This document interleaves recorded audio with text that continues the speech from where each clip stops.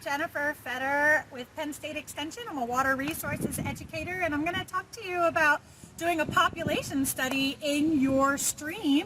If you have access to a creek on your yard, or you can visit a local park where there's a stream that you're allowed to climb into, you can do a population study here just like you could in your backyard at a bird feeder, or just about any place in nature. But a stream is a fun way to connect to the water and to learn a little bit about something that we actually do in Pennsylvania to figure out whether or not our streams are healthy and if they need improvements or if something's going on. And that's studying the bugs that live down in the stream. We also call them macroinvertebrates. It's just some fancy words. Macro means it's big enough for you to see with your naked eye.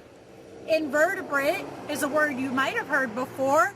It essentially means that there's no backbone. So this includes all the animals that are in the families that include worms and insects, spiders, and slugs and snails, and all of those different kinds of critters that don't have a spine like we do. They're big enough for us to take a look at and see and do a little population study. Some of these bugs that live in the water, right, are a little bit like caterpillars you've learned about in school before, that eventually they're going to go through a change of life, a metamorphosis, and become butterflies. So a lot of the things we find in the stream are in that what we call larval or nymph stage of their life. So they might not look very familiar to you as bugs that you know, but maybe you know their adult forms, especially if you like to go fishing, if you know anyone who goes fly fishing. A lot of the flies that we tie are mimicking these bugs that live around the stream, the mayflies and caddis flies and stone flies. You don't really need to know what all the bugs are to do a population study. What's really interesting is just seeing the number of different things that live in the stream. The diversity of the macroinvertebrates is actually what tells us about the health of the stream.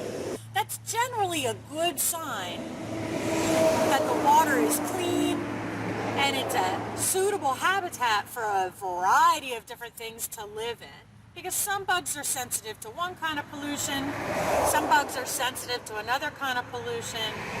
Some bugs can tolerate just about any kind of pollution, and they could live in the water whether it was polluted or not. So what you can do is come out into your stream. You don't need a whole lot of tools. You could come out with nothing, right? And just find rocks and logs in the water that you can lift, pull up out of the water, and see what's living on the bottoms and underneath. Sometimes you have to be a little patient. It may look like there's nothing, but if you wait just a minute, those bugs that were used to being in the water will start wiggling and wriggling around, and you'll have the ability to see them a lot easier once they start moving. So I can see a few little guys crawling around on this rock. And again, like I said, it's not that important for you to be able to tell exactly what kind of bug you're looking at. But if you really want to know, there's a lot of resources out there that can help you identify macroinvertebrates. Just look for stream studies or similar documents. If you really want to get into identifying them, there's a couple of tools you probably have around the house that'll help you. Any white bowl or container is really good for making it easier to see the bugs when you move them in here, but I really like to use an ice cube tray because I can divide the different ones up and kind of take a closer look at them. Just put a little bit of water from your stream in the ice cube tray. Try not to get any mud from the bottom. And then the other thing, it's just a paintbrush. And if I use this paintbrush, I can pick these bugs up off the rock and move them into my ice cube tray without doing too much damage. I'm finding a lot of bugs on this rock, but they all look the same to me. There's a lot more wiggling around on here than I first realized.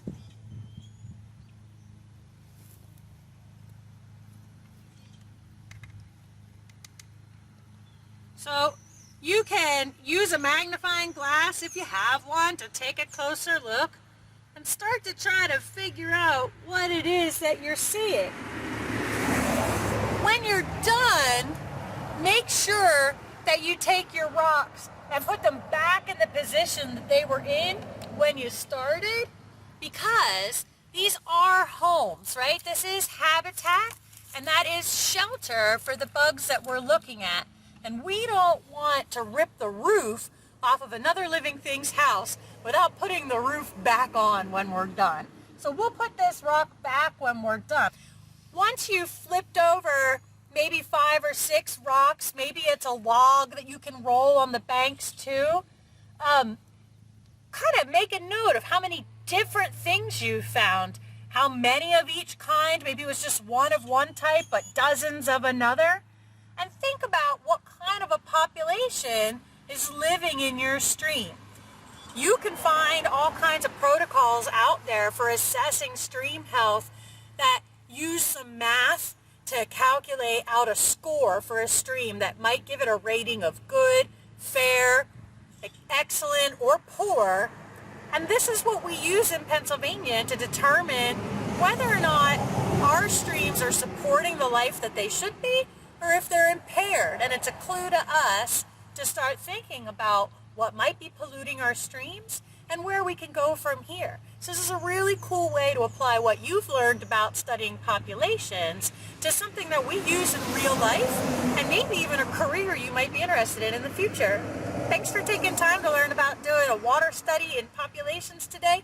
Hope you take some time to go outside in your own stream as part of your wildlife ecologist project today.